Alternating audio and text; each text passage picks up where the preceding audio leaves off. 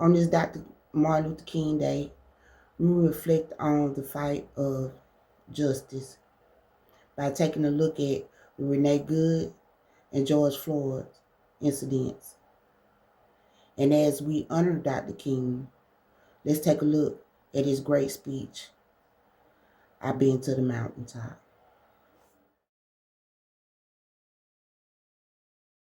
Several years ago, I was in New York City autographing the first book that I had written.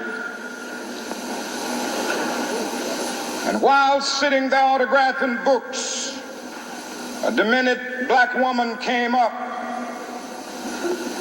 The only question I heard from her was, "Are you Martin Luther King?" And I was looking down writing, and I said, "Yes." The next minute, I felt something beating on my chest. Before I knew it, I had been stabbed by this demented woman. I was rushed to Harlem Hospital. It was a dark Saturday afternoon.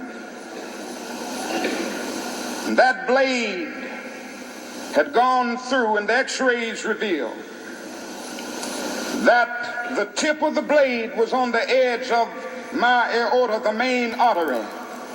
And once that's punctured, you're drowned in your own blood. That's the end of you.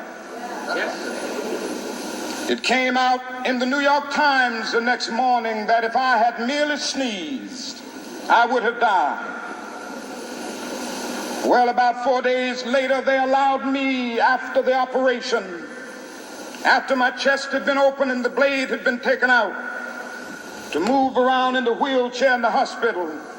They allowed me to read some of the mail that came in, and from all over the states and the world, kind letters came in. I read a few, but one of them I will never forget. I had received one from the president and the vice president. I've forgotten what those telegrams said. I'd received a visit and a letter from the governor of New York, but I've forgotten what that letter said. Yes. But there was another letter that came from a little girl, a young girl, who was a student at the White Plains High School. And I looked at that letter, and I'll never forget it. It said simply, "Dear Dr. King, I am a 9th grade student at the White Plains High School." And she said, "While it should not matter, I would like to mention that I'm a white girl. I read in the paper of your misfortune and of your suffering. And I read that if you had sneezed, you would have died. And I'm simply writing you to say that I'm so happy that you didn't sneeze." And I want to say tonight,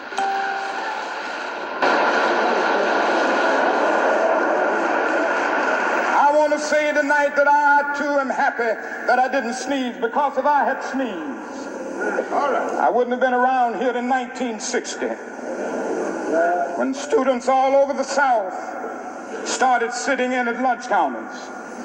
And I knew that as they were sitting in, they were really standing up for the best in the American dream, and taking the whole nation back to those great wells of democracy which were dug deep by the founding fathers in the Declaration of Independence and the Constitution. If I had sneezed, I wouldn't have been around here in 1961, when we decided to take a ride for freedom and ended segregation in interstate travel.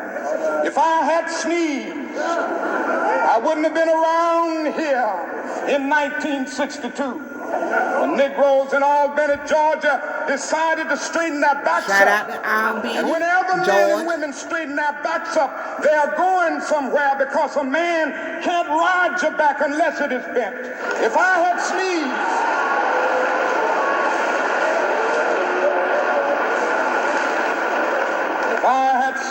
I wouldn't have been here in 1963. And the black people of Birmingham, Alabama, aroused the conscience of this nation and brought into being the Civil Rights Bill, if I had sneezed, I wouldn't have had a chance later that year in August to try to tell America about a dream that I had had. If I had sneezed, I wouldn't have been down in Selma, Alabama to see the great movement there. If I had sneezed, I wouldn't have been in Memphis to see a community rally around those brothers and sisters who are suffering. I'm so happy that I didn't sneeze. And they were telling me. Now it doesn't matter now. It really doesn't matter what happens now. I left Atlanta this morning, and as we got started on the plane, there were 6 of us. The pilot said over the public address system, "We are sorry for the delay, but we have Dr. Martin Luther King on the plane, and to be sure that all of the bags were checked, and to be sure that nothing would be wrong on the plane, we had to check out everything carefully, and we've had the plane protected and guarded all night." And then I got into Memphis, and some began to say the threats, or talk about the threats that were out, or what would happen to me from some of our sick white brothers. Well, I don't know what will happen now. We've got some difficult days ahead. But it really doesn't matter with me now, because I've been to the mountaintop. I don't mind. Like anybody, I would like to live a long life. Longevity has its place. But I'm not concerned about that now. I just want to do God's will. And He's allowed me to go up to the mountain. And I've looked over, and I've seen the promised land. I may not get there with you, but I want you to know tonight that we as a people will get to the promised land.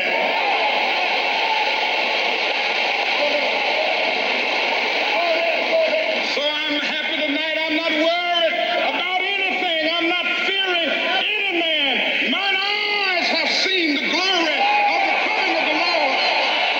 Dr. Martin Luther King.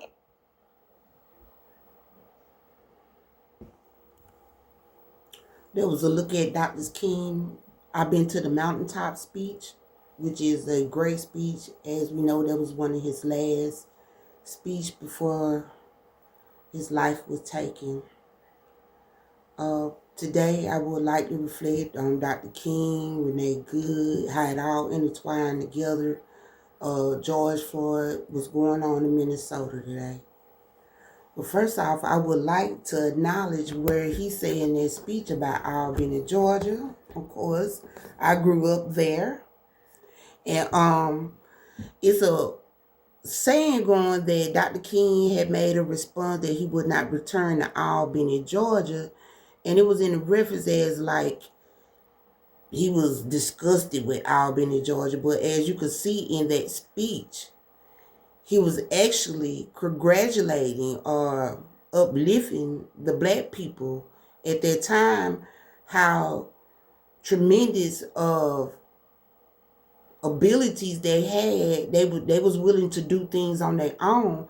And he seemed like he said they no longer need his assistance. They pretty much had it. So it just goes to show how the way things can get passed down through time and get twisted and turned around.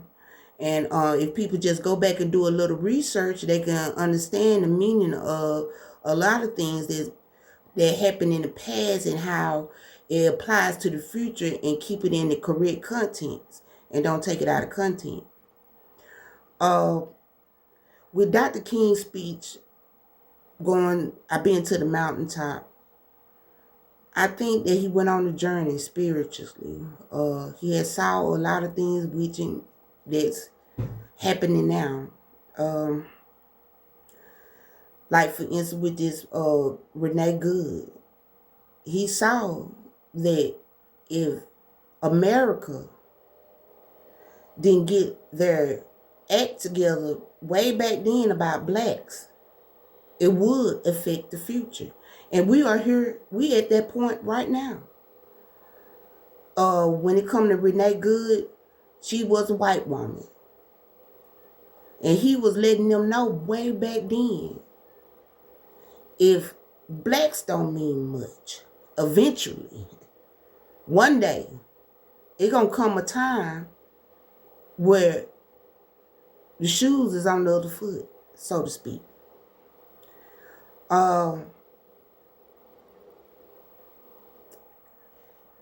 History can replay itself. History can replay itself. And I think we have seen that. So that's why we should take history and use it as a tool to keep history from repeating itself. And I was looking through some of the comments that I done have since I last posted. And one of the comments I want to, just give a little bit on. I'm not going to mention the person name or nothing, but that person had a statement. Matter of fact, I'm gonna mention 3 comments. And the first one I want to mention is where the lady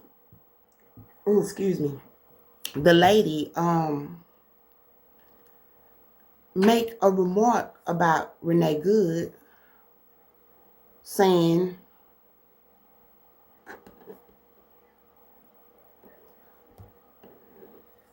I'm gonna read it to you.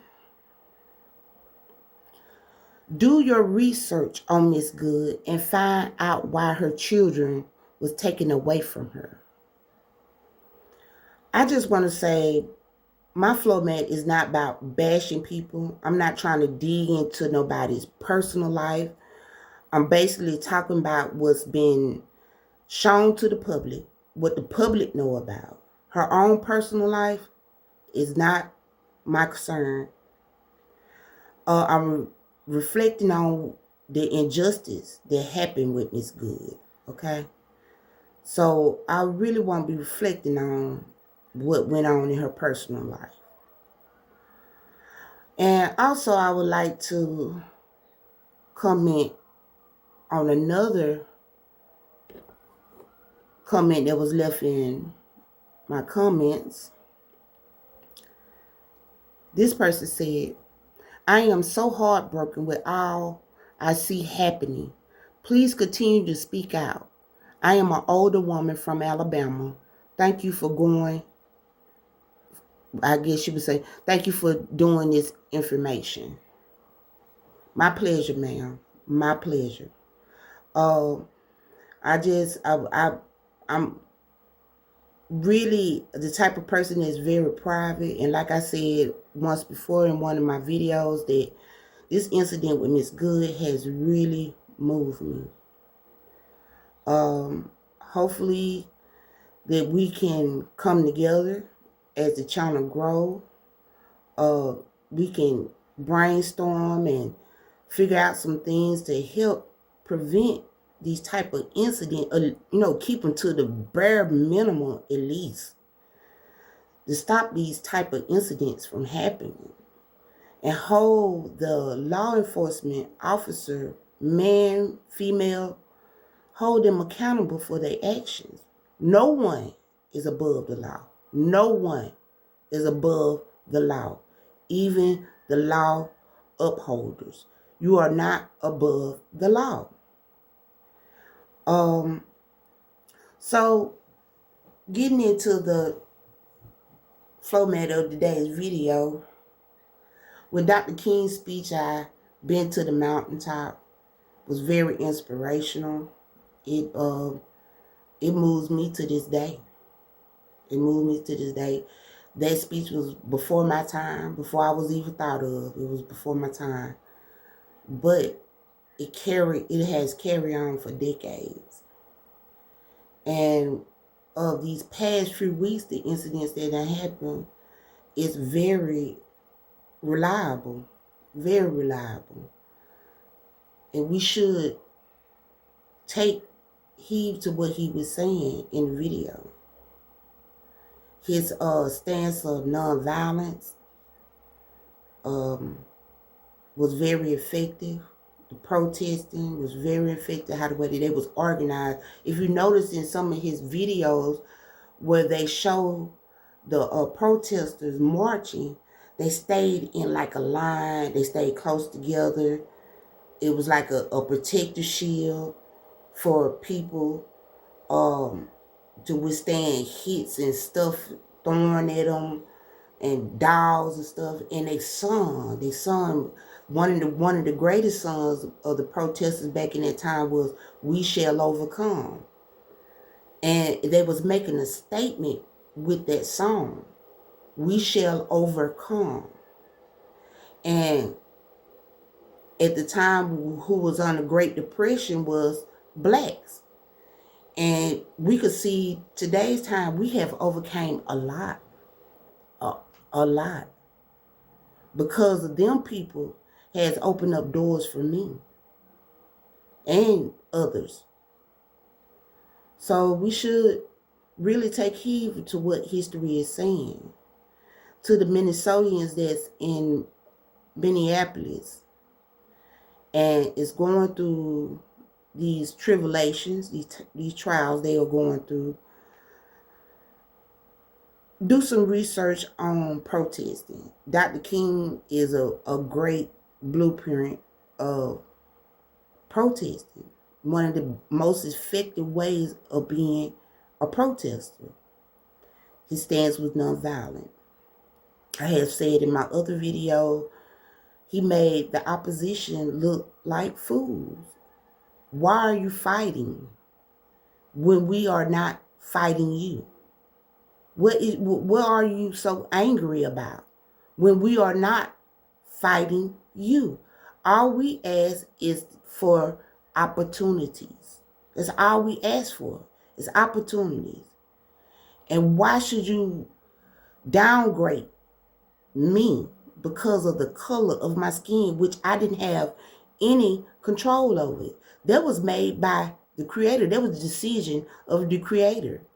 Just like you are white, I'm black. And I'm not black, I'm brown skin. You are peach skin. You're not white. How the way we look was preordained by the Creator. They also, I done had comments saying about Miss Good being, a homosexual. That's not my concern. My concern is about her human rights. It's all about human rights. She was non-compliant when they said get out the car. Yes, that's something, but they gave her a couple demands, orders to do. She was shaking, when it come to the officer, how the way she pulled off, I could see that he could have been a little bit frightened, but you're supposed to have training, sir. And in the video, it do not look like she hit you. And I think it was just better actions could have been taken to prevent this woman's life to be taken. It was a lethal wound. You went directly for a deadly blow. That was your first instinct, a deadly blow. When you was not injured or dead. You didn't even, most likely if you get hit by a vehicle, you're going to fall or something. You wasn't even knocked down, sir. You wasn't knocked down. And I think if you had good training, you would have took a better approach to how to handle that situation.